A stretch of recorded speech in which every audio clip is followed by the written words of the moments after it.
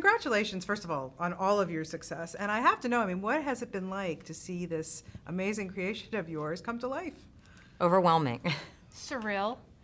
The billboards are everywhere. It's every relative we've ever had, every person we've ever met. Our second grade boyfriends have been calling us. Every day I get texts from people or Facebook messages with new pictures from where they've seen the billboards or the ads or a magazine somewhere. It's really exciting. What was it like for you to be on set, though, and watch these characters that you created from your minds come to life? Though that has to be pretty weird. Richard did such an amazing job, Richard Legravenis, of the detail that's involved in our particular production, that it literally felt like he had crawled in our head when we were sleeping and like rifled around. Don't you feel like every single set, every costume felt like it was right out of our imagination? Jeffrey Curlin, the costume designer, his workshop was like Santa's North Pole. I mean, he had dressed characters that only exist in our book on like a family tree. And it was unbelievable. But really, it was a surreal experience. And there's this particular sort of famous moment that we walked on set with our editor, and there was Jeremy Irons dressed like Macon speaking the first line of the book, and she just burst into tears, which is pretty much what we all felt like. I think it was just like, we almost couldn't process that. Well, let's go back a few years, because I want to know where the idea came from. I had read somewhere that someone dared you, or some teenagers had dared you to write this, or how did it all evolve? Margie and I met when I was a teacher. I was a teacher for 17 years, and I taught all 3 of her daughters. But when I taught her oldest daughter, I think weren't they in middle school when she dared us? I was teaching a book group, and they were talking about kind of the things that they wished there was more of. They were kind of tired of this and that, and like, why doesn't anyone do this? And so I'm talking to Margie about it, and she's like, we could do that. And we had specific instructions from them. They said, we don't want a vampire. We're done with vampires, because they loved Twilight and they didn't want someone to be that again. They said, we want the boy to tell the story. We're tired of the girl always telling the story. We want the girl to be able to do something besides just fall in love. We want the girl to be the magical, powerful person.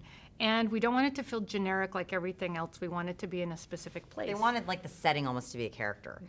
So we were at El Cholo, this Mexican restaurant, and we're drinking Diet Coke and writing down on napkins, and like this, Margie was like, that's not that hard. You create supernaturals, and we talk about what would they be like, and we hatched this whole plan, and she goes back to her house, and she tells her oldest daughter, who was now in, 9th grade, she says, Mrs. Garcia and I are going to write a book. And her daughter says, yeah, right, whatever. And she's like, no, it's an amazing idea. You want to hear about it? And she's like, Mom, you might say you're going to write a book, and for like 2 days, maybe you're going to write a book, but then you won't, because you never finish anything. I said, oh, it's on. And so Margie called me, and she's like, that thing we were talking about at lunch that we totally weren't going to do? Now we're doing it. And I was like, okay. It took 12 weeks. We ended up with 600 pages. We wrote it like serialized fiction, a few chapters at a time. The questions they asked about what happened next changed what happened next. They'd say, where's Link? Where's Ridley? She's so bad. And I'd be like, stay right there. And then there it would be. And it moved virally through several high schools. And Margie and I had no intention of publishing this. This was a story we were writing for my sister, who was a teenager, her daughters, and their friends, Your 7 students. kids. Yeah. And all my students. So at the end, we got together, and Margie's like, we could build a website. We're so creative. And we were literally going to build a website and put it up for free online. And she called her oldest friend, Pseudonymous Bosch, who writes the Secret series. He's a published middle grade author, and he had read it and told him this amazing plan we had, and he said, you two are idiots, don't do that. And then he sent it to his agent without telling us in New York, and suddenly we had an agent, and then the book was going to be auctioned, and then Richard found it. It was very crazy. Yeah, now 4 books later, look where you are. Yeah. I mean, that's pretty amazing. So what do your kids say now?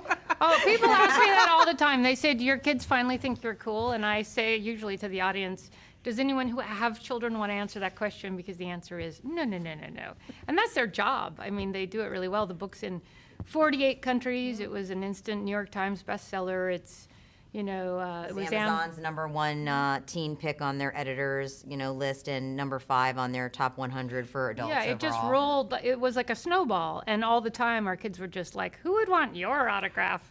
The worst part, though, was I was cool because I was their teacher that they loved, and I had taught book groups for years. But then, like, by proxy, I became uncool. They were just like, you wrote a book with our mom. You're totally not cool anymore. We don't like you anymore. I can ruin anything I touch. But we would get dressed, like, to go to events. We would spend, a lot of time, trying to make sure we looked nice to go to our book events. And then they'd be like, are you guys, when are you changing to go to the book event? And Marky'd be like, well, we're wearing this. And they'd be like, oh. But that's why people think it's easier to write for children than adults. It's really not. No. They are the most critical, smartest. You can't get anything past them.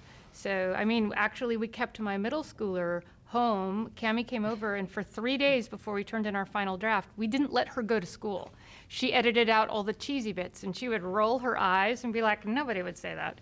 And then finally on the third day, she said, Mom, I have to go to school. It's the law. And I said, don't be so selfish. And she Get back never in there." volunteered to do this again for any of the other 3 books. She was like, you two have an editor, you're on your own. Yeah. That's amazing. So what's been the most memorable fan experience you've had? I mean, the fans for this are nuts. Like, not nuts Yeah. I mean, but like nuts for the series. Just something that really stands out? I think for me, I always feel like the right book at the right time can save your life. Like, books meant a lot to both of us growing up.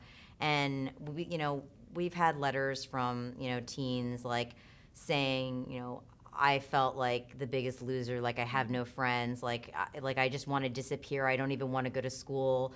But now I've read the books and I realize I'm just like Lena, and there are people like me, and I'm going to be myself. And you know what I mean? Like when the books help someone or they connect in that way, in the way we connected to books, that's the most meaningful thing, especially since some of those letters are coming from other countries. Yeah, I had a really particular experience in Kuala Lumpur with a bunch of girls in burqas who were in arranged marriages going off to other How old countries were they? and had not met were saving for marriages teenagers. And talking about free will and choice and wanting to claim yourself, which is the essential theme of our book, wanting to stand up for who you are and be an individual and be yourself.